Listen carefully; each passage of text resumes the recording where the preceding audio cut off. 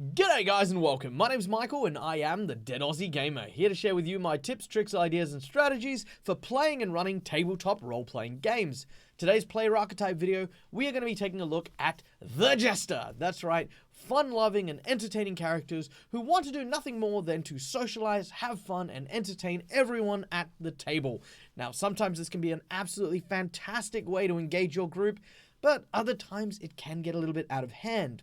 So today we're going to be going over not only what defines our Jester players, but also how to get the most out of their roleplay. So let's first of all start by talking about what traits we can find from Jester players.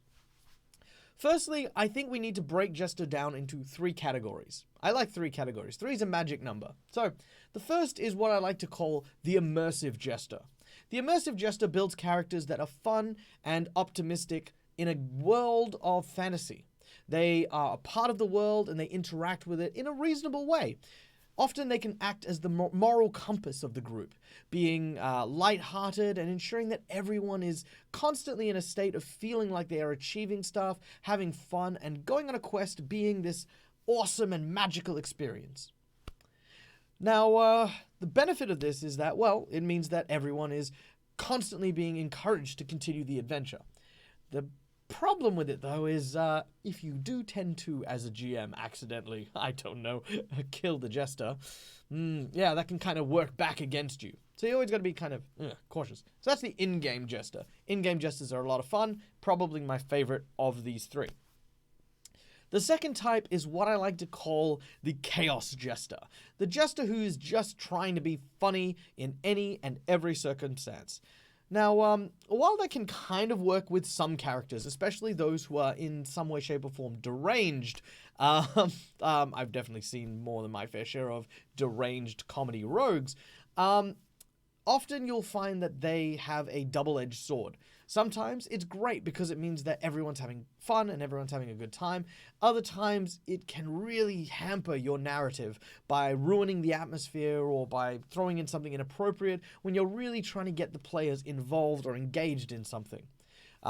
You're probably familiar with the circumstance. Your big villain showing up, having this big epic dialogue as you get ready to engage them in their final battle, and somebody makes a toilet joke or a fart joke, or somebody, despite how scary and terrifying the scenario is, chooses to completely and utterly be immune to the fear and terror that surrounds them. There's no mechanical thing on my sheet saying I'm afraid, so my character is completely unaffected and will continue to make jokes, lark, and make fun of your NPC.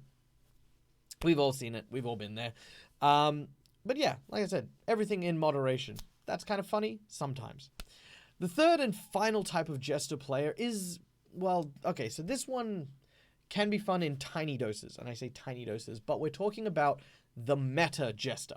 The meta Jester is when you as a player are trying to have fun, trying to engage and entertain everyone.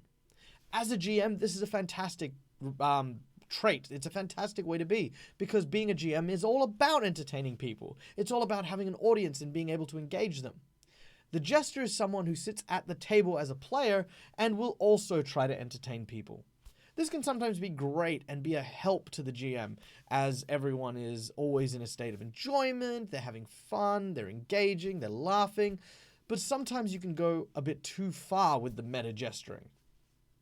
For example, if your GM is trying to get on with the story and you spend half of your time sharing anecdotes from other adventures that you've had.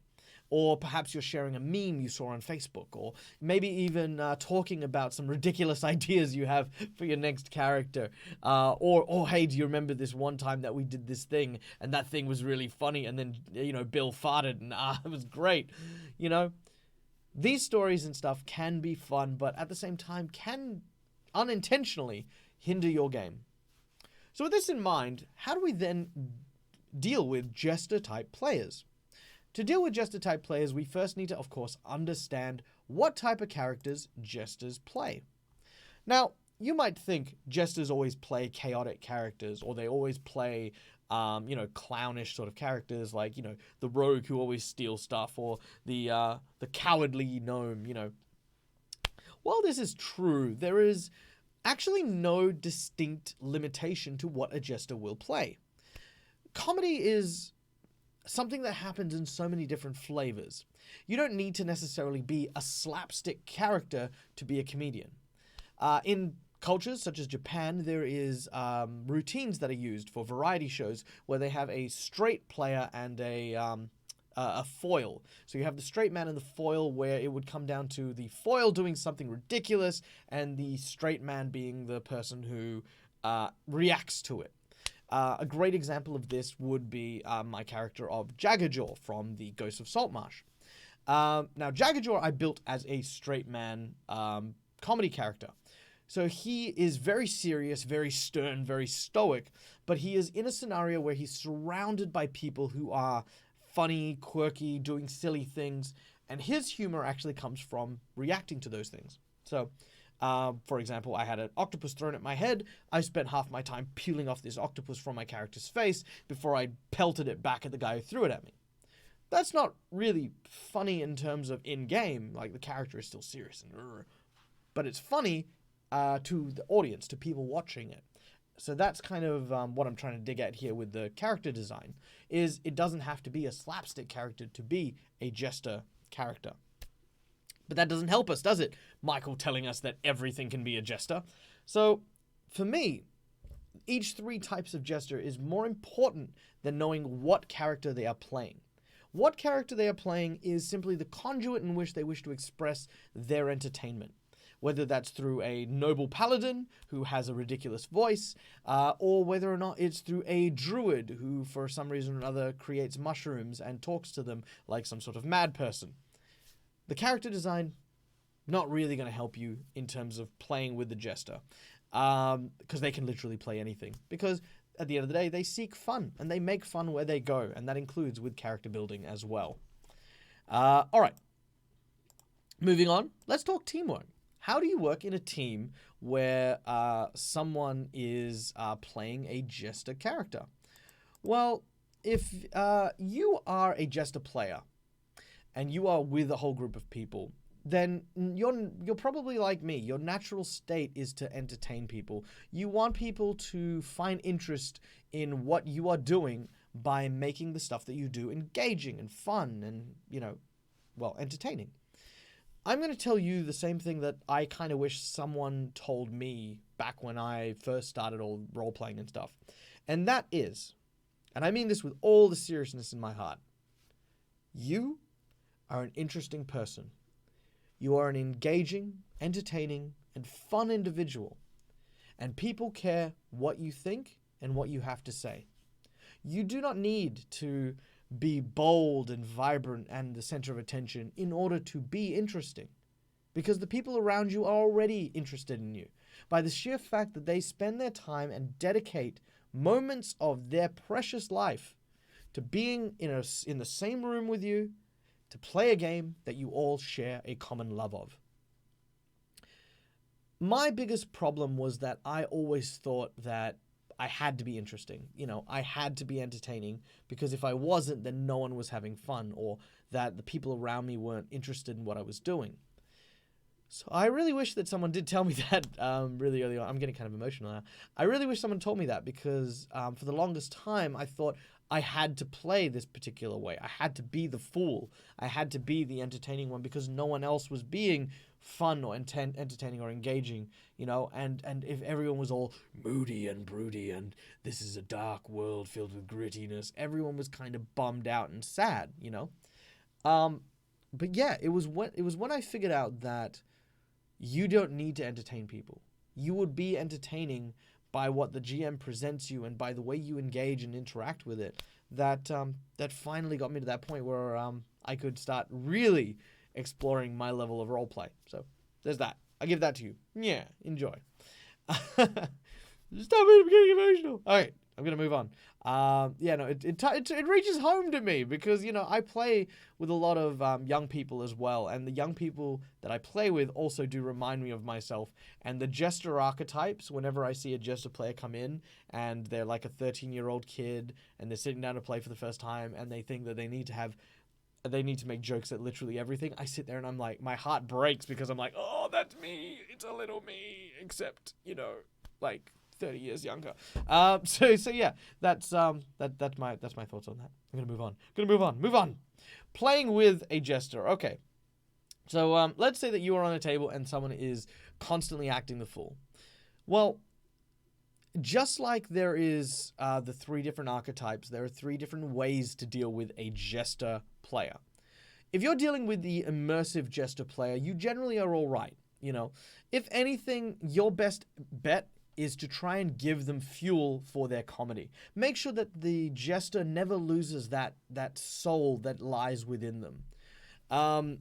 Don't find yourself playing like loner, broody characters who constantly try to bring down or shut down the jester, because as soon as that morale goes down, as soon as that vibe of happiness and joy of that character fades away, well, everyone is going to feel it. So it is in your best interest to make sure that the immersive jester is always looked after and is always happy.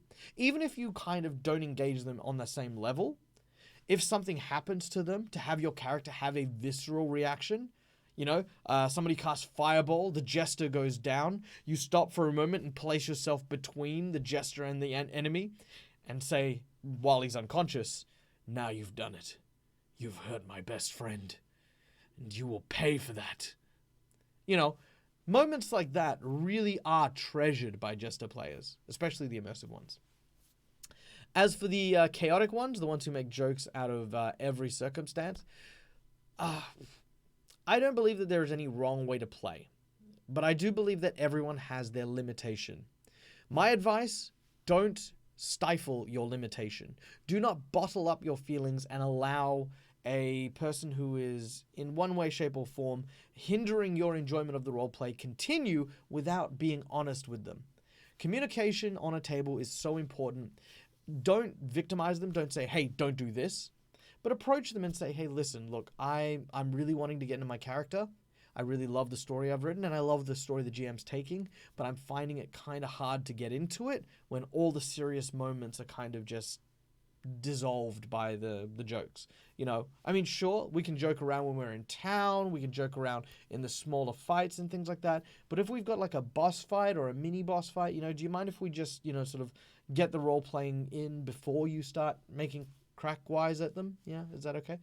And often you'll find that confrontation is enough to spark that, because half the time it's just this fact that they don't consider it.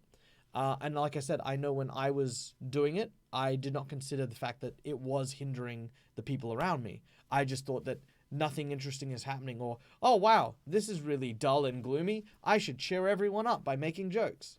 Or even worse, if you're playing in a game like a horror game and you want to avoid getting afraid, throwing jokes is a great way of mitigating fear. But again, some people want to get afraid. Some people want that sense of, oh my god, like my character does not want to go in there because, terrifying.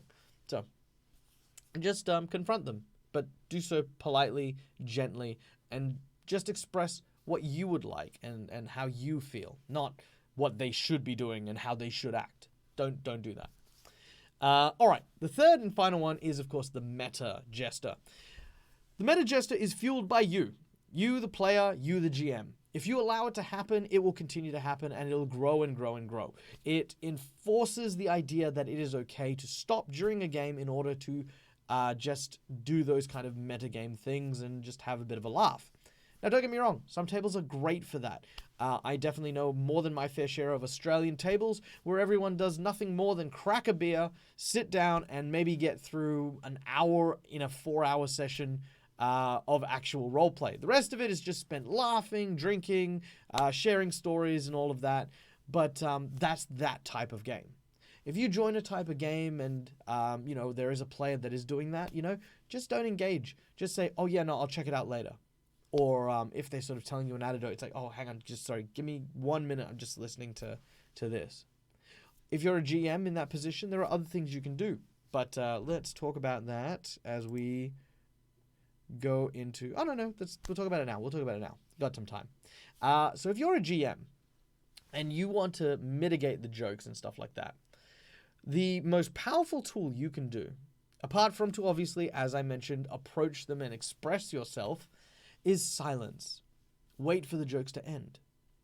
If you simply stop and wait, don't wait like,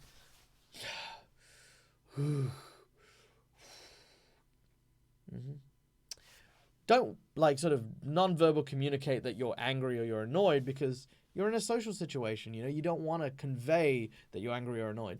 Just patiently wait, smile, you know, listen to the conversation that's happening, just stop. And don't say anything. Don't engage the whatever it is. Just smile, enjoy it, right? Because the longer that you do, it'll be a very quick moment where they'll realize that they haven't role-played in a while. And as soon as that happens, everyone will start going quiet. And as soon as they do, you go, okay. Now that we've done this, we go, loud sounds as well, if you have that kind of inclination. For example, when I need to snap attention back from a large group, because I do play with like groups of 10 or 12 on occasion, just a sharp is enough to snap the players into, oh, okay, cool, we're role-playing now. So instigating that kind of thing, great ways to stop the meta joking and get along with your roleplay. All right, last but not least, weaknesses. What are the weaknesses of the Jester? So we've obviously expressed things like breaking the immersion or reducing the seriousness of the scene with levity, but there is another major weakness, and that is I find that Jester players tend to wear their emotions on their sleeves.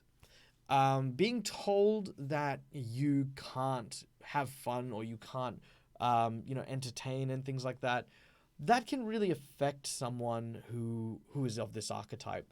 I know that I, for one, had been told at some point or another that I was very distracting as a player, which I didn't understand. At the time, I wasn't really into the whole table management thing or understanding that everyone had turns.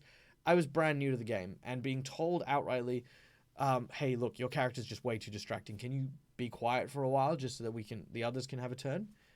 I didn't understand what I'd done wrong. I felt really terrible, and it was an awful feeling. Pretty much, it hindered how I roleplayed in that game for the rest of the campaign.